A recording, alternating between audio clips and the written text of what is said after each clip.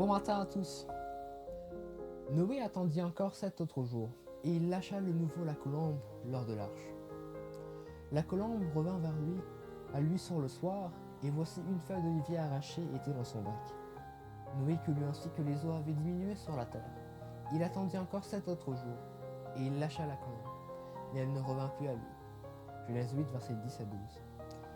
Depuis l'Antiquité, les hommes exploitent les qualités si particulières des pigeons voyageurs. La Bible elle-même mentionne l'utilisation de ces propensions chez la colombe par Noé, quelques mois après le refuge.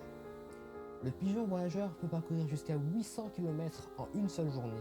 Il peut atteindre 120 km/h avec un vent favorable, et par vent de face, il peut néanmoins voler à 50 km/h. Durant la Première Guerre mondiale, l'armée française utilisa 30 000 pigeons voyageurs. L'un des deux plus célèbres représentants de la colombophilie de ce conflit fut un pigeon voyageur mâle français nommé Vaillant.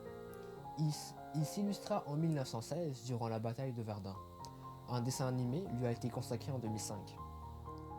L'autre fut une femelle pigeon voyageur anglo-américaine ayant servi au sein de l'armée américaine en France. Ce pigeon voyageur, bien que femelle, s'appelait Cher Ami. Le 3 octobre 1918 en France, durant l'offensive Meuse-Argonne, 550 hommes issus de 9 compagnies différentes de la 77e division d'infanterie américaine se trouvèrent isolés à proximité des lignes allemandes sur le côté d'une colline. À court de nourriture et de munitions, ces soldats subsistent aussi à des tirs de leur propre artillerie.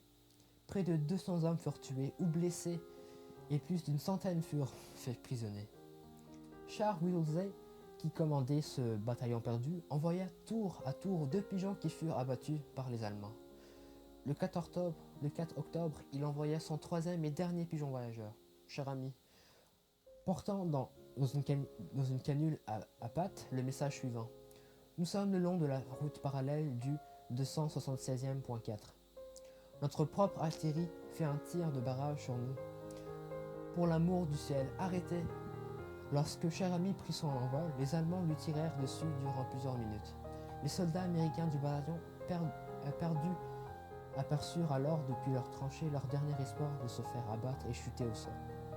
En attendant de découvrir la suite, lisons un passage dévoilant l'importance des pigeons pour les pauvres dans l'Antiquité hébraïque et juive.